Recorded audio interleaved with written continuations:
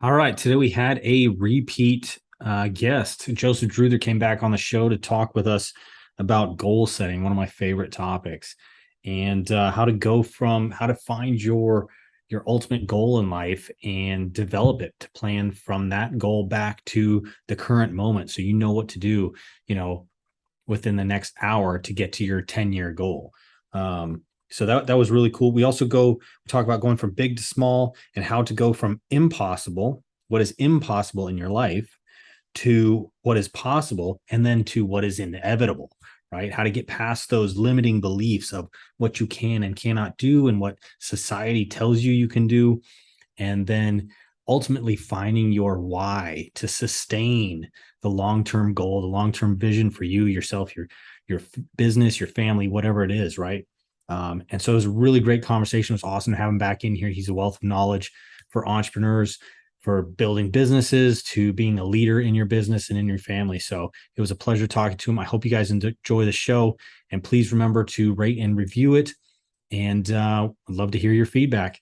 And if you think you'd be a great guest, please reach out. We're always looking for amazing guests to come on here and show us the different, tips, tricks, and tactics they're using to crush this thing called life. So hope you guys enjoy the show. Now let's get into it. What's up, everyone? Welcome back to The Art of Winning with your host, Ashton. Today we got Joseph Druther, good friend, longtime friend, mentor, partner on several deals we've done together. And the very first RIA I ever went to, actually. But welcome back. He was on the show, I don't know how many episodes ago. I'd have to check. So this is part two, Joseph Druther. And I'd love having you on, man, because I get along with you very well. And I think you bring a lot of knowledge, especially to beginners, but also to people that have been doing it for a while. So Joseph, thanks so much for joining us.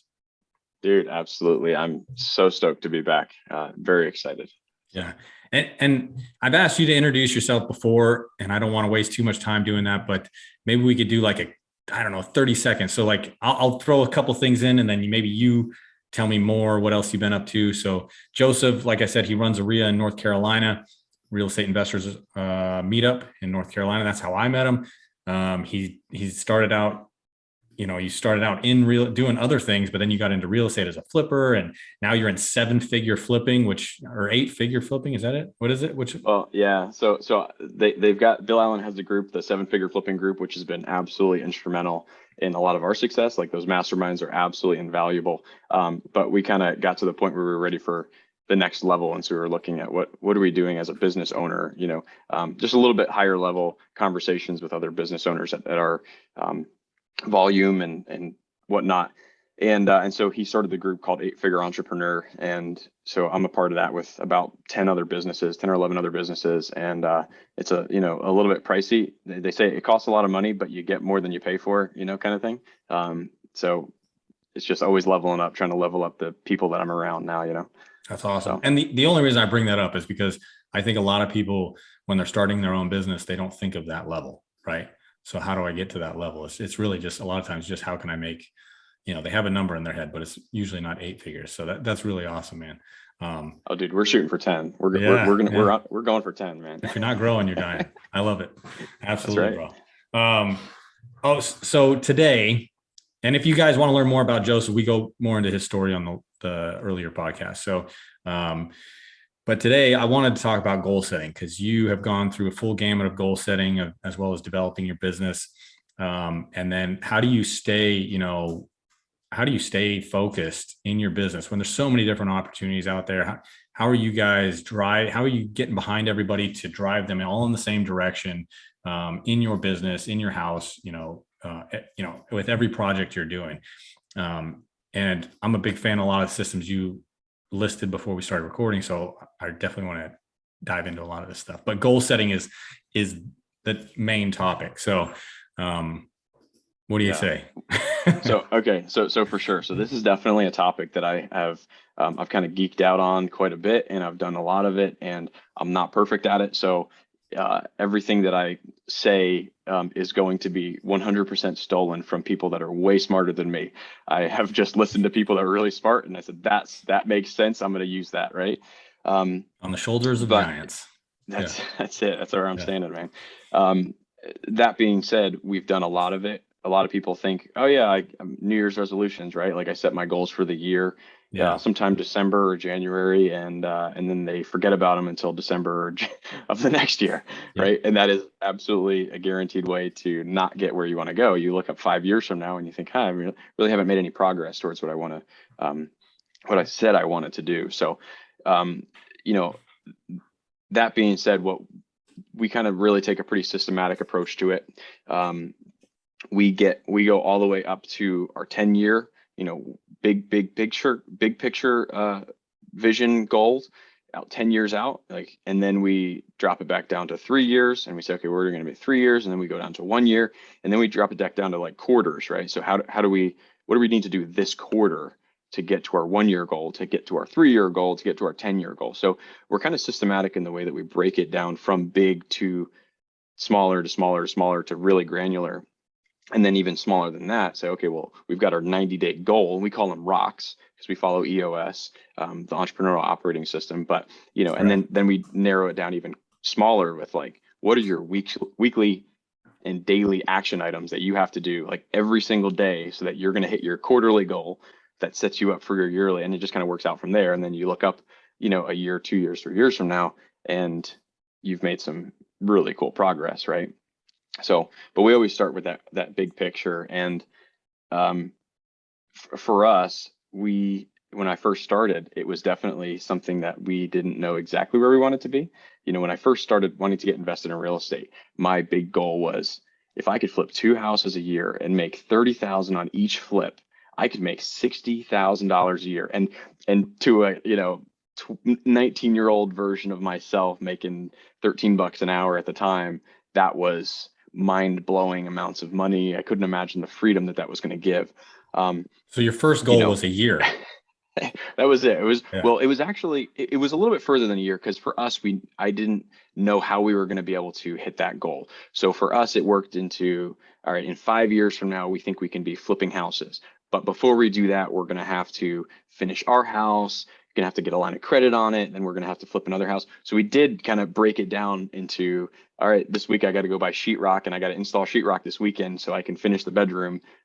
Like we were kind of that granular. Yeah. Again, not perfect, but that was as big as I could think back Right. then. My big picture, massive goals were work for myself and make somewhere between $60,000 and $100,000 a year, and I couldn't even wrap my mind around that. Right? Yeah. Yeah.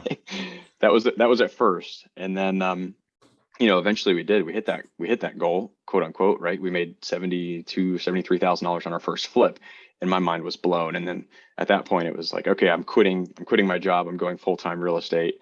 Had no other jobs lined up, no other projects or houses or anything lined up. I said, I know if I don't quit now, I'm going to stay at my job too long. Burn the So boats.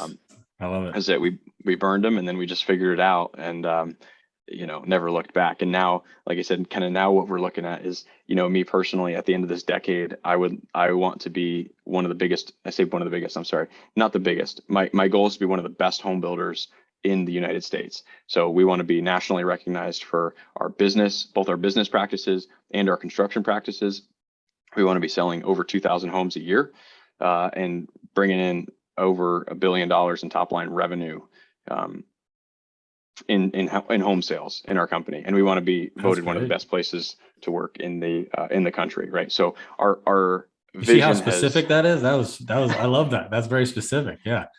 Yeah, You didn't just we're add a working bunch to, of numbers. You added like metrics that measure those numbers too. You want to be one of the right. best places to work at, one of the best homes to be. Yeah, that's awesome, man.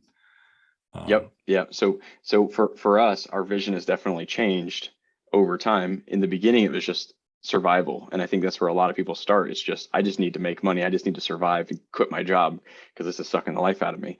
And once you start making some money, then you can have a little bit more freedom to think about, okay, why do I want to do this? What gives me energy? If money weren't an issue, or money weren't even a question, what would I be doing with my time and my life? Right. And you kind of hear a lot of people say, well, I want financial freedom, so I'll work my butt off now so I can make 10,000 bucks a month, so I can make 120,000 a year, and I can retire on a beach. And for us, that's just not attractive at all. Like I started out that same way. I want to make 10,000 a month in passive. I want to be able to retire and be with my kids. But then I found out that I really like working. I enjoy being productive, and I enjoy the challenge of business. It's fun and exciting. So as much as I love my kids and I want to be able to be there with them and enjoy them and I don't want to overwork my business. Our goals now are a little bit more revolve around kind of what drives us internally. I'm able to create those goals and those visions because I have a more clear understanding of what I'm motivated by, why I want to get there, and those kinds of things. So that's where that's the end of the decade goal. That's where we're our big, hairy, audacious goal, right? That people yeah, talk that's about. brilliant, So. man. I want to scream out, let's go, like all the memes. But Yeah. what I think is interesting, because a lot of people get into whatever line of work they get into, there is some level of choice. Like they choose to go in that direction, whether it's because of what they think they're going to make, or what they think they're going to make is going to give them a level of satisfaction that they believe they want, right? Mm-hmm. But what you said is you wanted financial freedom. Essentially, you wanted to be your own, work for yourself, but then you found that you actually enjoyed it. So that's an interesting transition, and that's cool. Like becoming, finding out that you actually like what you're doing, because then it becomes pleasurable to create more money, to create more projects, to do more in your business. But I know before we started, you were talking about the 7 levels of why, and I think you touched on some of that in what you were just talking about right now. I would love to dive into that. So when somebody comes to you and they're, because you run these meetups, you coach people, whether you call it coaching or not, you talk about, this stuff to people. How do you get them to wrap their head around why they're doing what they're doing and actually put weight behind their actions? Yeah. So 7 levels of why is an exercise by that Dean Graziosi. I don't know if he created it, but he's how I heard about it.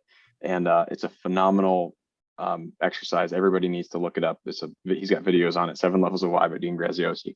And you're exactly right. I get people talking to me all the time and they say, I want to flip houses. I say, okay, cool. Why do you want to flip houses? And they say, well, I want to be, make good money, whatever. It's like, okay, cool. Why do you want to make good money? Well, who And doesn't, right? right, you can see, and you say, yeah, well, of course I want to. Well, I want financial independence. Okay, you want financial independence. What does that mean to you? Why do you want financial independence?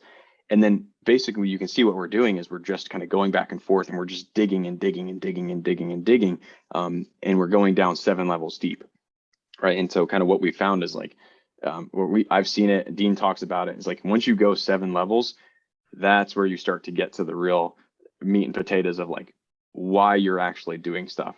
And it's not the superficial stuff. If you're saying, oh, I want 120,000 passive income, I want to be able to spend time with my kids, like you're not even close. Like you're not there, right? Yeah. This gets into the like deep rooted stuff where people are crying, we got snot running down our faces because there's like we're talking about daddy issues that you had in the 3rd grade. Like Right. it gets really deep, but it's super important to do because what I've seen people do is jump into something because they think that that's going to be an option for them, right? I know somebody who's spent a couple years going into computer programming because they knew somebody who made $200,000 a year, and for them it was just an out for them. They saw that as potential freedom, so they didn't Right. care. They were just going for it. And from the outside looking in, you just look at this guy, and I said, man, I don't think that you're really the computer programmer type. Like, no offense, but like, I don't think you'll enjoy that. And after like 2 years of going to school and doing all this stuff, he's like, I realize I do not like this at all. Like, this is not my jam. And now he just like put himself like 2+ years behind. And so when we do this exercise, it's really important to understand why you're doing what you're doing. And that kind of gives you real clarity. And then whenever the hard times come, because they do come, there are some really hard times in business ownership. And, if you've never run your own business, it's not all rainbows and butterflies. You got to like expect that there's going to be some really hard times, really dark. I mean, there's some times when Liz and I are like, all right, so we're just going to sell it all, buy an RV, or like, is that what we're going to do? Like we have those days still. Yeah. But when you know what your why is, and you really have a much better grasp on, okay, No, we're not quitting. It's a hard day, a hard week, a hard month, but we're going to keep going forward because we know what we really want. We know why we want it. And it's not monetary. It doesn't matter to us. Like, we're not fancy people. I'm not looking to make, 10 million or 100 million a year because I'm thinking, oh, I'm so excited for my jet and all my garage full of cars and all that stuff. Yeah. For me, that's not it at all. It's, we've got our own personal stuff, right? Like personal self-improvement, self-development. And I want to be the type of person, like I want to be the person that's capable of running $1 billion company. Yeah. And I want to grow into that person, not to have all of the stuff. Like I really don't care about the stuff. It's not it. Yeah. But when you understand, and there's a lot more to like our whys and what we're doing. But when you understand it, it just helps you kind of keep the eyes on the goal, eyes on the target. So yeah, that's definitely something I recommend everybody do to get a hold of. Because then the other thing too is like, I've seen other people like in the real estate space that wanted to start flipping houses, and they start flipping houses. They go to flip one or two houses and they're like, man, this sucks. This is terrible. And Yeah. we were talking about the guy earlier who's a good friend of both of ours. And afterwards he was like, you know what I really like to do? Mobile home parks. Like I've realized and then he knew why he wanted to do that versus flipping. And he's crushing it in the mobile home park space, like Yeah. absolutely crushing it. Right. But he knew, he got a little bit more clear on, okay, why do I want this versus that? And in the beginning, he wasn't very clear. He just saw that it was a shiny object and it made money. Yeah. So that's why I started going down that path. So it's Yeah. really important. Certainly money's been the shiny object for a lot of people, I imagine. Yeah. And I think you Yeah, use and that metaphor, the guy with the tree, yeah, with the ladder and the tree. Yeah. it's so important, right? So yeah, so what we were talking about a little bit before was, if you're not really clear on your why and you're just, again, we kind of go back and I do this all the time with people, and they say, I want to be an apartment, investor. Like I want to buy a bunch of units and have passive Mhm. income. And I say, okay, great, that's awesome. Why? And then we start talking about it. And then their plan is, they say, yeah, so 5 years from now, I'm going to be an apartment complex investor. And so 3 years from now, I'm going to be have a wholesaling business so that I can start making money, so that I can start investing in apartments. And they kind of, are putting their ladder on the wrong tree, right? I say, Right. like, well, if you're going to be interested, if you're interested in being over here, first get clear on your why. Like, why do you want that? Are you sure that that's what you want? And then park your ladder over there and put all of your efforts into that direction, because it doesn't make sense. I've had plenty of people, you're going to Yeah. build this whole wholesaling business. You're going to hire people. You're going to do all your processes, put all this energy and effort into going in this specific direction. And 3 years from now, you're going to climb to the top of this ladder and you're going to look over and you're going to be like, I'm on the wrong tree. Like, I want to be on that tree. you Yeah. know, you Yeah. gotta climb back down and, put your ladder over there and start doing all that stuff again. So it just brings a lot of clarity into the direction that you're going. You can get laser focused, right? So that's been huge for us. Like we got distracted with wholesaling, we got distracted with all kinds of stuff. And we've tried to rein it back in. Like I'm a pretty visionary guy. I get distracted Mhm. really easily, shiny objects, but getting clear on our vision and our why, it helps us to say no to a lot of those things, right? Like Yeah. Yeah. if I want to go in this direction, I've got to find somebody that can do it for me, or we don't do it. And that's it. Like I can't take my existing team's resources and time and capacity. Like I can't spend that effort over here because it's not in line with our why and where this company is going. If I Yeah. really want to pursue a drive-through coffee shop, all right, like I need to go find somebody that can Yeah. handle it. Like I can't, it's totally a distraction. Um, so yeah, so that's where we start. And I would say, one of the big things whenever something that's been helpful for us whenever we are start thinking big is really, we kind of get we try to, whenever I go through this exercise with people, I try to get them like really emotional Mhm. about what does it feel like? Like, what are you feeling 10 years from now? Not necessarily specific metrics or those kinds of things. We really try to get them like, what does your life look like? Paint a picture for me. It doesn't have to be super crystal clear, but get those emotions, and then it starts coming out. And some of the one of the things that I kind of would love to touch on just like briefly, when we're talking about the future with people, is eliminate completely eliminate how Yeah. from your vocabulary, right? Like when you picture your vision, you like don't don't start thinking about how you're going to do something. Like, don't even worry about that. That totally comes later. So we have like a 4-step thing, right? So how do we take something from the impossible to the possible to the probable to the given? So it's like 4 steps that we kind of put in there. And we think about what was impossible at one time, right? Like being, okay, so for example, I'll use my stuff, having a $1 billion company, right? That sells 2,000 homes a year. Yeah. If I would have told myself that 4 years ago, 5 years ago, I would have said impossible, like not even possible. There's Right. no way it can happen, right? But I took it from the impossible to the possible because I didn't try to figure out how I was going to do it. I just started to accept, okay, well, I started thinking to myself, I asked the question, like, what if? Like, what if it was possible, right? And so you can take this to like land on the moon, right? At some point in our history, for most of human civilization, like you can't go to the moon. It's not Yeah. possible. Yeah. It's Oh not yeah. physically possible. But somebody thought they didn't worry about how. They didn't try to figure out all the details about how they're going to do it and start working on the rockets and all that stuff. They just started asking the question, well, what if we could? I know it seems impossible, but Yeah. what if it were possible? And then they said it enough times where people were like, maybe it's possible. And then they start asking, well, how would we do it? Well, we need to raise a bunch of money.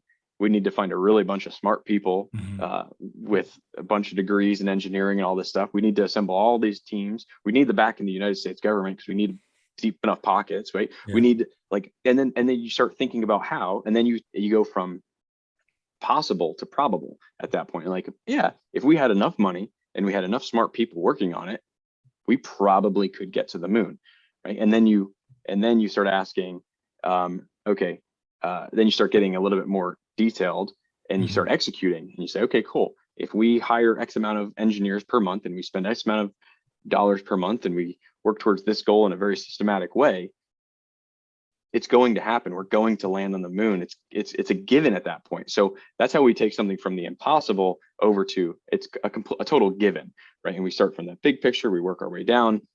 We plan out our weekly action items where if we make X amount of phone calls, we're going to get X amount of houses. We're going to get to X amount of houses in a year.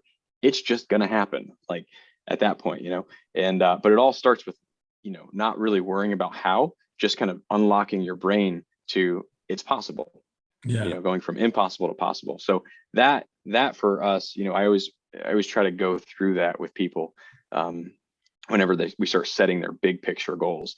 And I say, look, don't worry about how. That's not for this step. That's for later. Don't worry about how. Just what if it were possible? What if it were possible to make $1 million a year in passive income? What if it were possible to whatever? Just Yep. start asking that question, and then you get emotional about it. You're like, oh, that sounds exciting. That sounds fun. Yeah. Yeah. And so I'm curious. So the thing I see is a lot of people take what's possible, probable, and actually can happen. They get that from other people. They get that from their parents. They get that from whatever society, from school, right?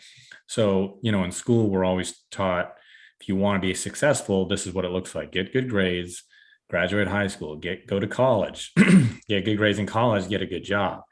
Get a good job, have a family, retire at, excuse me, retire at 59 and a half or whatever, right? So how do you get somebody out of that mentality? Like, because essentially what you're asking people is like, what do you want? What do you want out of life?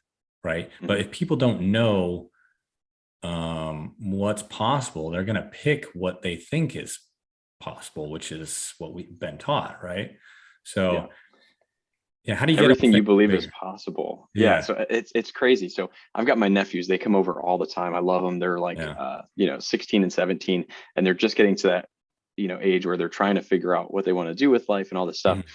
Mhm. So I'm doing this with them. Right. And I'm asking them, and the one wants to be a professional, wanted to be a professional basketball player, but he said it's not possible. Mhm. And I said, dude, like, don't even speak that over yourself. Like, if you Yeah. want it, all you got to do is like, there's a very set, clear path ahead of you. But he couldn't get out of his own mind that it wasn't possible for him. He's like, well, it's not possible for me to do this. He couldn't see himself there. He didn't believe it. And it just took a lot of like talking. I'm like, dude, you're like 6'3", 6'4". I'm like, okay, you're not the tallest guy, but you're really athletic. You got all these things going for you. Like, have you ever heard of Muggsy Bogues?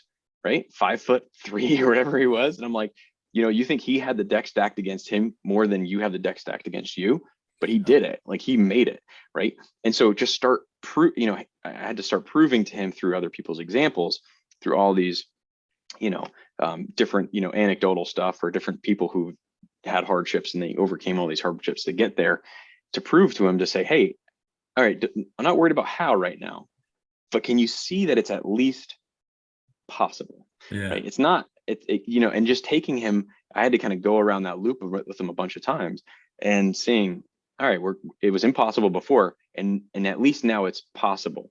Maybe not likely, maybe not, probable yet, but it's at least possible. Yes, I could do it if I worked out 8 hours a day and shot 1,000 baskets a day or whatever.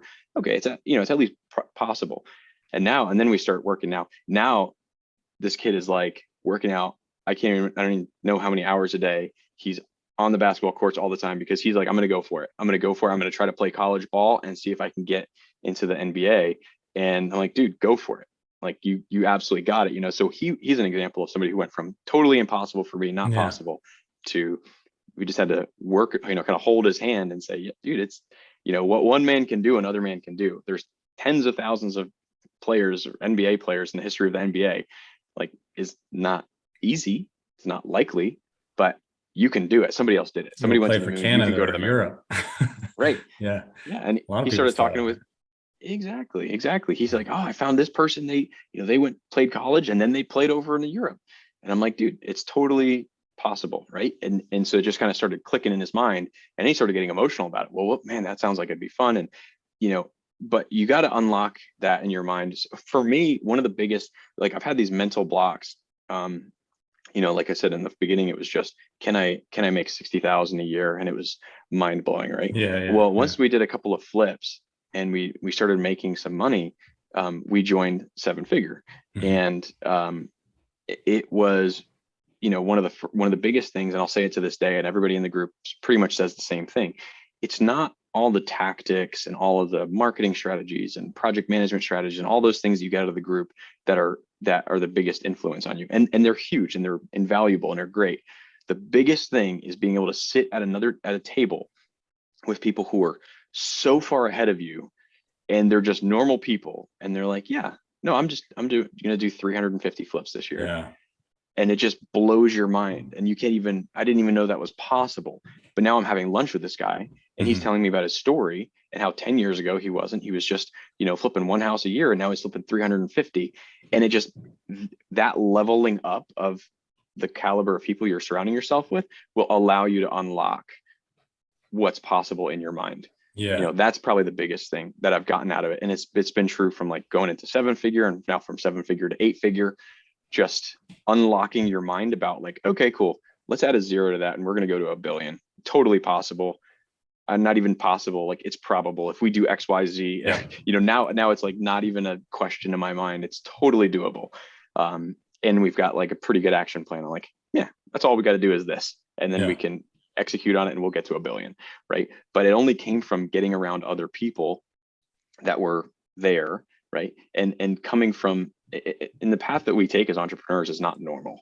Like, we're very against the grain by nature, right? If you're an entrepreneur, and most of the people are going to tell you what you can do, your family, whether intentionally or unintentionally, whether, it's not like people are malintentioned, but that's where you get the belief of what you can do. Comes from your parents, comes from your siblings, comes from your high school friends, everybody that's been in your life.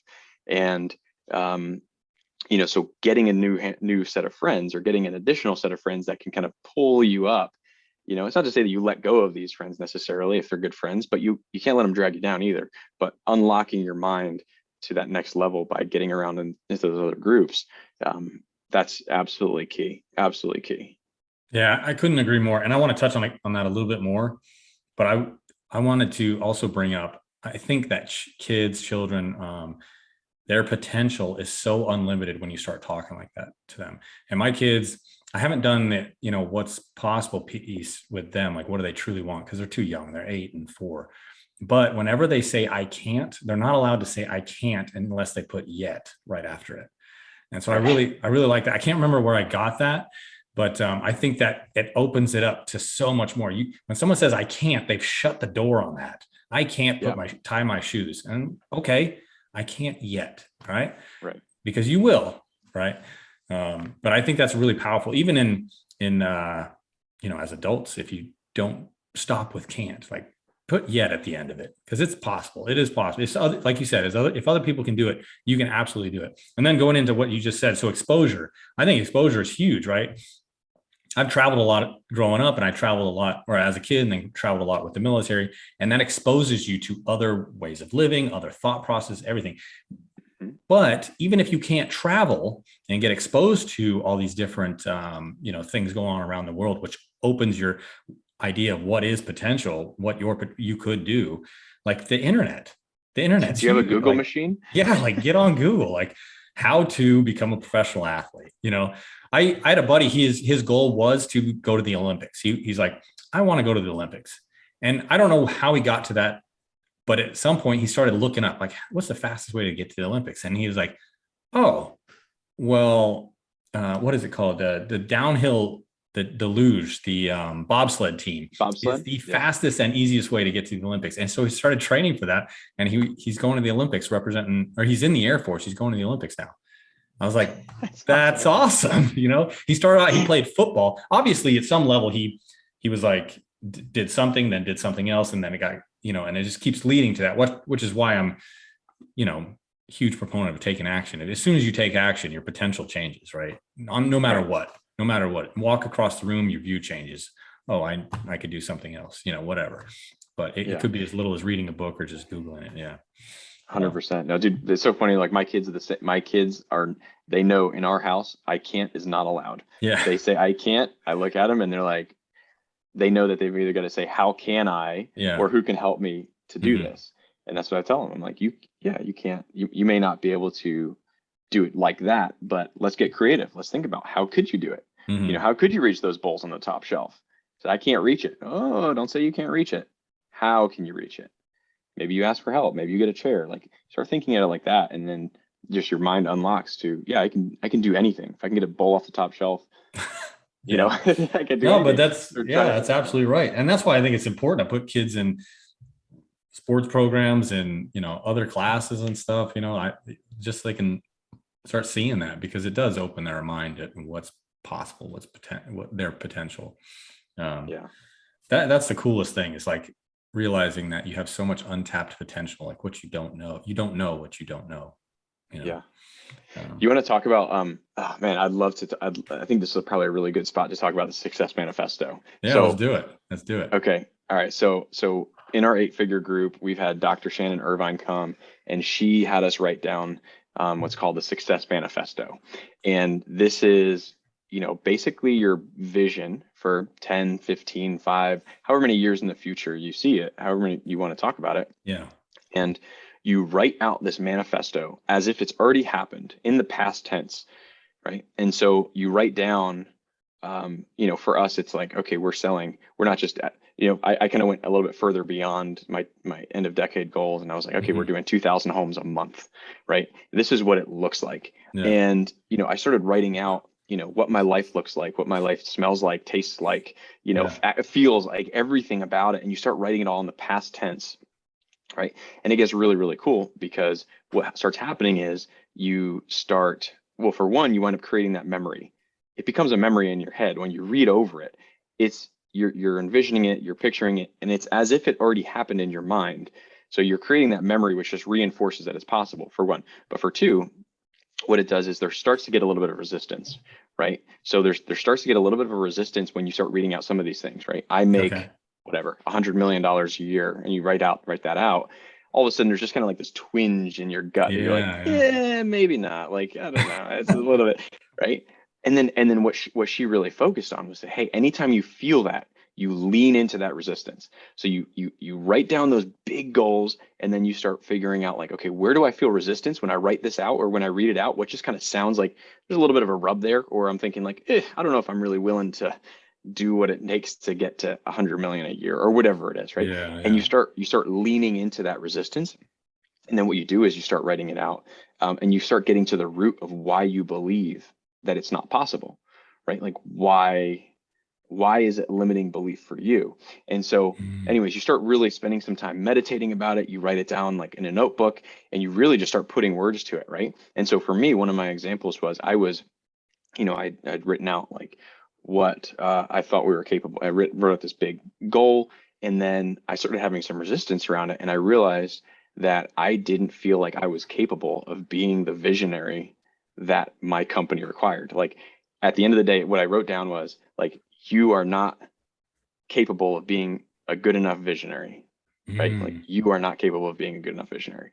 And I was like, dang, I didn't even realize I was thinking that. But once I started leaning into that resistance and really kind of wrestling with it, I realized that's what I was telling myself, right? And our brains are wired to not think, to think as little as possible. And so we've from growing up and from all these things that we have, these influences that come on us, right? From our parents, from our kids, from our friends as kids, and all these things, we create these beliefs, and they're hardwired into us, and we don't even realize we have these beliefs, but they're hardwired in. Yeah. And so anytime we say something like I want to be a billionaire or something like that, there's instantly, your brain has already decided in its without even thinking about it, it's already put that out of its mind. It's already processed through this information, and it already decided that it's not possible, and that it's a belief that you have that it's not possible. But you don't even realize it's a belief in there until you start leaning into that resistance. And so then you start writing it down, and you figure out like, oh man, I have this core foundational belief that I'm not capable of being a good enough entrepreneur or visionary for this company, right? And so for me, what I realized, she talked about negating that in two specific ways. So once you feel that resistance, you label it, and then you attack it logically and emotionally, right? And so you write down all the reasons why it's not true, right? Because for me, it's like, well, I started out as a plumber, but right now I'm leading a $10 million company, right? Like we're going to do $10 million top line this year. Like, cool. Well, I've Time obviously out. grown. I just want to say that's fucking awesome. Excuse my language, but that's awesome. If people don't appreciate that, that's because I don't know, man. Maybe they're not looking big enough, or maybe they're way bigger than us. And either way, thank you for listening. But that's awesome, bro. Yeah. It's been exciting for us, right? But I had to prove it to myself. Like, okay, well, I may not be the perfect visionary, right, yet, but I've grown from where I was as a plumber's helper to a plumber to owning my own business to being a visionary that's got a team of 11 people, 12 people behind me, and we're doing $10 million in top line revenue, and we're going to, double that next year. Like, okay, well, I've at least gotten this far. And so I start writing those things down. I read books all the time on how to be a better CEO. So Yeah. so I'm not a $1 billion CEO yet, right? I can't yet, but I know that I prove it to myself because I'm reading books, I'm doing classes, I'm surrounding myself with other industry leaders, I'm surrounding myself with other people that can help me get there. So it's only a matter of time before I'm that level too. Right. So you start writing all these things down, all these reasons logically, but then what you do is you attack it emotionally, right? And so you figure out who your ride or die is, right? A lot of people, it's like their best friend or their wife or their kid or something like that. And then you basically have to project your belief that you wrote down, that belief, and you have to project it onto them, right? So I'd have to go to my wife or go to my son, right? Like I'd have to go to my picture, walking to a room with my son, and he says, "Dad, I want to be the CEO of a company that does this." And I'd have to imagine telling him, "Son, you're never going to be the visionary that's capable of running a company like that. You're just not capable." As if I were projecting that right onto him. And it's just like, dude, I'm getting goosebumps right now because I would never say that to myself. Back up. Why do you, Okay. okay, back up a second. Yeah. So you have to find your ride or die partner, which I love. The phrasing is great. That's going to stick with me. So your ride or die partner, and you have to go convince them. So no. So all right. So back up. Yeah. So you find the person that's like you're really emotionally attached to, right? Your wife or your kid or something like that, and you take that belief that you wrote down earlier that you said, right? So for me, it's I'm not capable of being a good enough visionary, right? I'm not a good enough visionary. I can't be a visionary good enough to run that company, and I have to project that. I have to imagine You're projecting imagining that it. onto Okay. my son, right? Okay. And so I imagine, you kind of get along with your thoughts, and you imagine that your son is looking at you and saying, "Dad, here's my dream, here's my vision. I want to be the CEO of this $1 billion company." And now what you are telling yourself, you have to imagine projecting that onto your son. And so for me, what I was telling myself was, I'm not a good enough visionary. Yeah. I'm not capable of running that. So now I have to imagine twisting it and saying, putting that on my son. So my son comes to me, says he wants to be the CEO of $1 billion company. And I have to tell him, I have to look him in the eyes, imagine looking him in the eyes and saying, son, you're just not good enough. You can't do it. Right. Jeez. And it's like, oh, I would never tell my son that ever. I would Right. never in a Right. million years, because he's absolutely capable. I truly believe, like, all he has to do is learn how to do it. He's only 8 right now, but like, I know Yeah. he could. So I would never tell him, I would never shoot that down in his. So what that does is it triggers it emotionally. Like, it gets you like fired up. You're like, that's not true. So Yeah. you're fighting it. You're fighting that belief, that core belief that you have, that limiting core belief that you have. You're fighting it logically through writing down all the reasons why it's not true. And then you fight it emotionally by trying to project it onto somebody else that you love and care about. And you're like, that's not true. It doesn't sit right with you because you feel Yeah. like you're lying. Right. And so That's then you start great. replacing it. So you start replacing that core belief, and you start working through that, and you replace it with, no, I'm not the CEO yet, but I'm going to be, because, and then you start going through all the reasons, and you write down all the reasons that you're going to be. You say, Yeah. because I'm continually reading, I'm reading a book a book a month on leadership, because I'm surrounding myself with these people, and that, all these reasons. You start writing out all the reasons that you can, and that belief actually, the pre-wired belief that you had, like we talked about before, it's already been in there, rooted in there from your childhood or from whenever it was rooted in there. You literally start breaking it down on an actual chemical, like neurological level. Like your brain is actually physically being rewired to this new belief. And That's great. it's mind-blowing. It's mind-blowing stuff. And like Shannon Irvine talks a lot about it. And it's really crazy. So you start putting that in your success manifesto, and then it's just like, it's as good as done. All you got to do, all that's left to do is execute. But your beliefs, you end up replacing all those beliefs. Man, I love that. I think that's great. Because I was trying to think about it. At first, I was thinking, oh, my ride or die would be my wife, then maybe my brother, who's my business partner. But then when you put it on your kid like that, who you absolutely, you adore, and you would never tell them that they couldn't do that. I think that makes even more sense. Yeah. That's really cool to bring up that emotion to be able to rewire. That's really cool. Dude, I didn't even do it justice. Like, we could talk about that for like 2 hours, Yeah. probably, the success manifesto, right? But the idea is, you do that, you write that success manifesto, and then you record yourself speaking it, and then you listen to it like 3 times a day, when you wake up, when you work out, and then right before you go to sleep. And you listen to that over and over again, and it just rewires your brain. And anytime you have that resistance, again, you listen to it and you're like, oh, I get a little bit more resistance in this part of it. Boom, you pause it, you go and you work out why you have that resistance, and you just go through that exercise again, and you tweak your manifesto a little bit, and you just kind of do this as a continual process, and it'll like literally rewire your brain into believing something that you didn't believe before. And at that point, you're 100. It's inevitable. It's inevitable at that point to Yeah. succeed, because you're going to do what it takes, right? You never, like, you don't ever look at a baby and say, well, I heard this from a guy that I listened to. He's like, well, this guy keeps falling down, I guess we got to crawl her, like, it's just, I guess Yeah. that's what it is. It's like, no, you believe, already that he's gonna walk. What's capable, Yeah. what he's capable of. So there's no question. It's just going to happen, because you 100% already believe it, and it's inevitable at that point. So Yeah. anyways, it's been really cool for us. So when you say record it, are you recording um, your belief about the end result, or are you recording you saying I'm at the end result? I'm recording at the end result. So, for me, it's okay. I'm a successful businessman. I'm a successful husband. I'm a Yeah. successful member of our community, my church. And then here's why. And then I start going on about, what we have, what we've accomplished, where we are, it's already been done. Right. So what I've got sitting in the garage, what kind of house I have, what my kids are like, what my family life looks like, what our travel life looks like, as if it were in the past. And so you record that, and Yeah. then, like, that's what you listen to. Do you ever change it? So yeah, you change it. So you'll tweak some.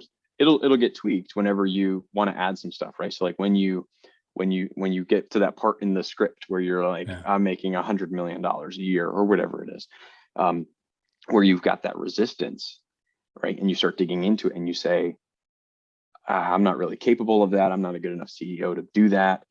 And you negate it. What you'll do is you'll write down you wind up writing down all the reasons why you are going to, right? I read books on leadership. I surround myself with other people. And then you kind of like add that into the script about like, hey, I may not quite believe this yet, but I know it to be true because of X, Y, or Z. I'm doing these things. I'm taking these action steps. You just kind of like add that in there. Yeah. So as you're listening to it, you say, well, of course I'm going to make $100 million a year because I'm totally growing into the CEO that's capable of making $100 million a year. Yeah. Like, absolutely. Like, cause I'm doing X, Y, and Z. And then you just kind of like add that in there and, so you'll tweak it a little bit, That's good. And you do it and you listen to it 3 times a day. Yeah. You do this every So, day? so I, like I said, I'm not the best example of this. I tweaked mine again this morning. So I'm not working out right now. And sometimes I don't listen to it. Yeah. Anyways, I don't listen I to it all mean, the time, but I do go back over it. And but yes, this morning was I'm going to re-record this again, like my new version of, what I've been working through and listen to it. is there a rule how many times you can redo it in a year or no? No, Okay. I don't think so. No, I think as long as you're clear on your why and where, you kind of go through that level, the 7 levels of why, your big picture stuff isn't really going to change that much because it's really more emotional. Whether we're doing 2,000 houses a year or whether we're doing 1,500 or 8,000, it's at that point, it's kind of so far out there. It's really just the emotion that it gives you. Like, you know what I'm saying? It's not super, like I put numbers, I put metrics to be like, okay, this is what we're shooting for. But at the end of the day, it's like pretty much the same, whether we're doing 1,500 or 8,000, like it's going to produce this kind of life. And that's what you are talking about, So the thing I have had maybe an issue with is, how do you so first off, so let's say your goal is huge, like your goal is a massive goal and, it's so massive. Well, maybe you already addressed it. It's so massive that it's almost like you don't even like, I don't know. Yeah. Well, if you don't believe it, like if you brush it off, yeah, then you're never going to achieve it. Right. Like but if I want to you don't raise 100 million for like 5 $25 million project or 4 $25 million projects, and I don't hit 100 million, it's not as bad if I was only trying to raise 4 million or something like that. You know what I mean? There's not as, because at some level I must not have believed it as much. So how do you get yourself emotionally psyched for that big of a goal? I think you got to do the 7 levels of why. Yeah. It's super important because if you don't fundamentally believe it, then you're not at integrity with yourself. Like right. You're just saying things to say it, and you're not your core of why you want that is not aligned with what you're saying. Your bot, that it's a lie. Your bot, your mind, your gut, you know that you're speaking garbage, right? And that's why I don't believe in manifest like manifest incantations or whatever the people will say, like I am rich, I am rich, I am rich, right? Like I don't do any of that stuff because that you're telling yourself a lie, right? Well, what I prefer to do is like I think it works opposite when you do it that way. Right. So you're like, no, I am going to be rich. I'm going to be wealthy because of X, Y, or Z. Now all of a sudden you've kind of, no, it's totally believable because I'm reading a book on finances a month or doing all these things. It's not just saying I am rich over and over again because you're just lying to yourself. And if you set these big goals, you got to really get to the root of why you want to do it. Because there were some goals that I've set. And at the end of the day, I had goals that were all about my ego, that were nothing to do with anything that were really, there wasn't really because I wanted it. I just saw other people doing it and I'm a competitive dude. And I said, well, if they're doing it, I want to do it and I want to do it better. And like that. And that's the bottom line. That's all. That's the only reason that I wanted that goal. And so whenever stuff gets hard, it's like, why do I want this goal again? Like, nah, man, bump that. Like, I don't want to be doing this. It's not worth it for me just to have bragging rights or just to have the ego, boost or whatever. So getting to those 7 levels of why, you realize, you get a lot more clear on what you actually want. And then you realize, okay, maybe I don't need that big goal. Maybe it truly is, hey, instead of $1 billion, raising $100 million, maybe you get to the root of why you want to do what you want to do. And it's like, no, I'm good at 10. Like, that's all I want. Or maybe you get to the root of why and it's, now I want to do 1 billion because my why is so clear and so impactful. And I got so many things that I want to do in the world that you change it. Right. But getting clear on that why is like the first step. You got to be congruent with what you're saying and what you believe, you know? Yeah. Yeah. I think you're right. When you start to talk like that, it's almost a rebound opposite effect because internally you don't believe in it. Your why doesn't resonate with it. I think at the beginning for us, like it was door count, how do we get the most door count? But that doesn't equate to actually income a lot of times if you're doing bad deals, right? So you don't realize that right away, like, because that's what everybody just talks about, like, oh, you got to own so many doors to have financial freedom. We're talking about real estate investing, obviously, but it could be anything. No, that's interesting, man. I really like that. I'm going to go look these two people up after this, actually. Yeah, that's really cool. And we're kind of coming to the end here, but and so I want to be respectful of your time, but is there anything we didn't cover on goal setting, on finding your why, on the success manifesto that you think would be very powerful, help people, develop out their life plan, their life goal, or find their potential even? Yeah, I mean, man, what did we not cover? So usually when I do this with people, this is like a 4 hour plus long thing because we haven't even gotten close to like setting your 3-year targets and your 1-year goals and your 90 days and then your weeks. But I think getting clear on your whys is incredibly important. It's the first step. I think you really got to ask yourself, and then kind of getting emotional. Like I said, let yourself imagine what it's like. I kind of have written down here, have, do, and be.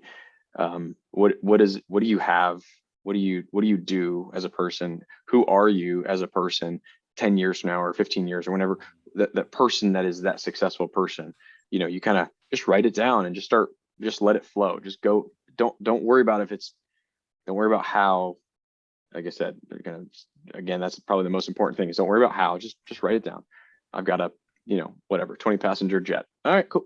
Don't even think about how, because you're already your mind's already going on about like, oh, well, that doesn't work because they cost this much money. And you start, don't even think about it. Don't even think about it. Just write it down. Maybe it's possible. We go from impossible to possible. So no, that's what I would say, have, do, be, and then, let's see. Yeah, don't limit yourself. Write down, you can change it later. You can write down 100 million and then change it later if you get clear with your why, but don't start by thinking, well, that's not really possible, so I'll just write the smaller number down. Like, no, just write it down. Just write it down. And then get alone with your thoughts and figure out if it's actually possible or not, let's see, is there anything else, we didn't get to the smaller stuff, but honestly, that's like a phenomenal, it's like a really good place to start. Because it gets, like I said, it just puts your ladder up on the right tree. Like once you kind of get clear about that and you start taking action in the right direction, because taking action is better than not taking action, not doing anything. But as you start moving, if you put that ladder up the wrong tree, like I said, 3 years from now, you're gonna look up and you're like, I hate where I am. I don't want to do this anymore. I want to be over there on that tree. So it's really an important exercise that I think a lot of people don't take the time to do, and they miss out because of it. I think that's awesome, man. I think taking action is probably one of the biggest steps. A lot of times, even the wrong action, just take an action, because it'll tell you'll get that feedback pretty quick. Like, it's a feedback loop. Yeah. Exactly. Yeah, 100%. Yeah, don't wait until you have the whole plan figured out to start taking action, because there's plenty of people that have started one thing and then ping-ponged over and realized, hey, I actually like doing this instead or that, right? But this is a good important exercise as you start going to really figure out why you want to do it. But yes, action.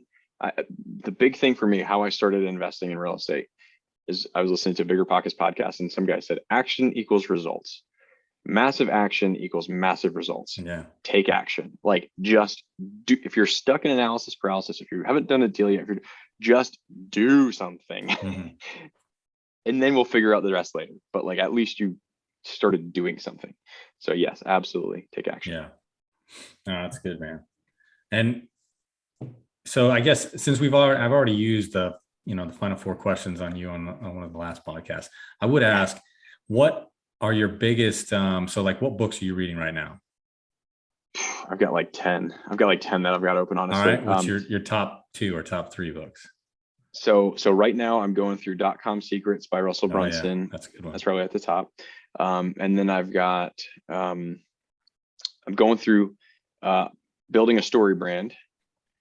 That's kind of about one. marketing again. Yeah. And then I've got, I'm going through Who Not How again. Just, it's really, really good, just for references and stuff. And then, I would say those are probably the 3 main ones that I'm reading. And then I picked through all the other ones as needed. Yeah.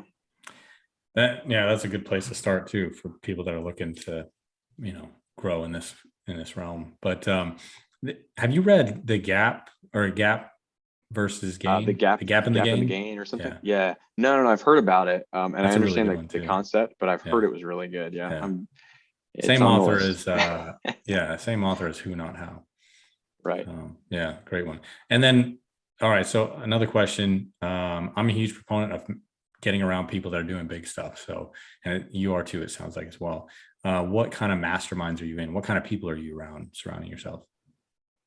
Yeah, so we spend a lot of money on our education, and I say education / just getting into rooms with other people. When I first started, the mastermind was $25,000 a year.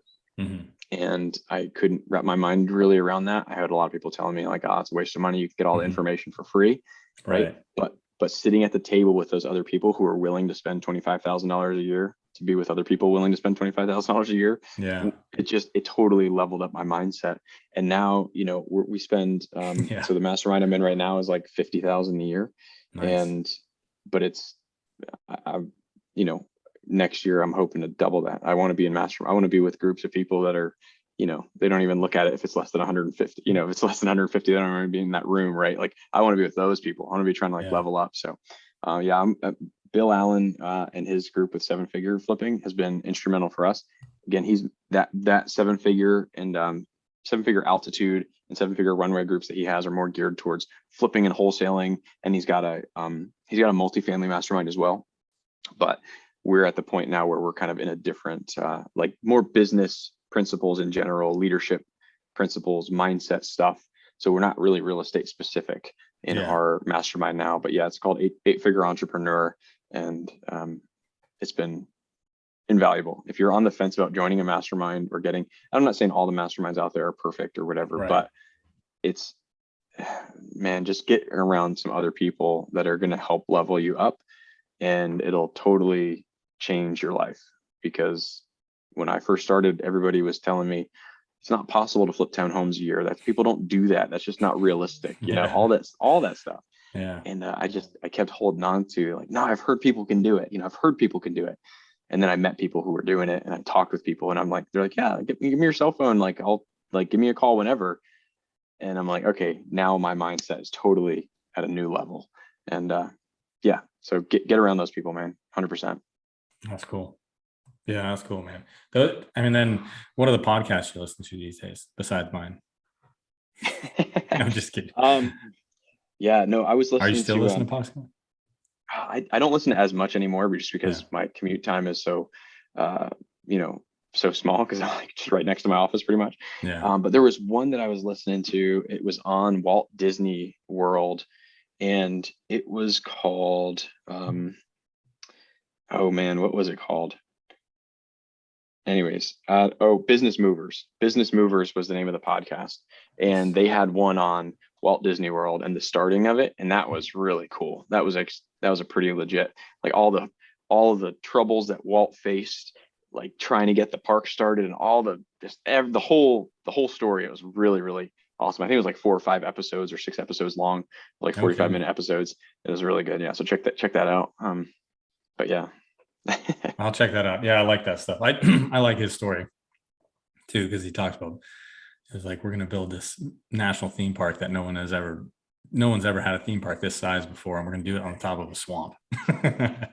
That's the crazy thing to me, man. Right. So we just had this whole podcast that we talked about mindset and beliefs and like unlocking your mind to what's possible.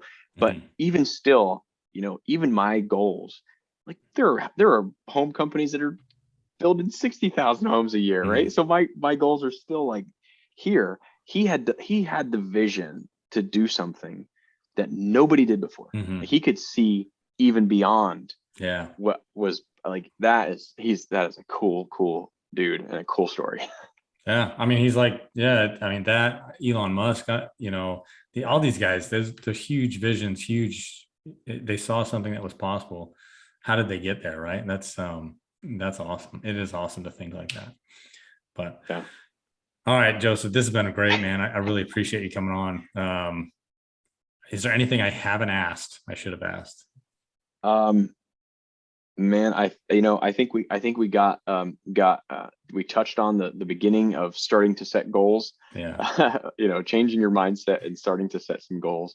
So maybe this will be a series and we'll have 10 more podcasts on how to set action items down to the week and all that stuff. I don't know, but I think that's a good place to start for a lot of people to start thinking along those lines.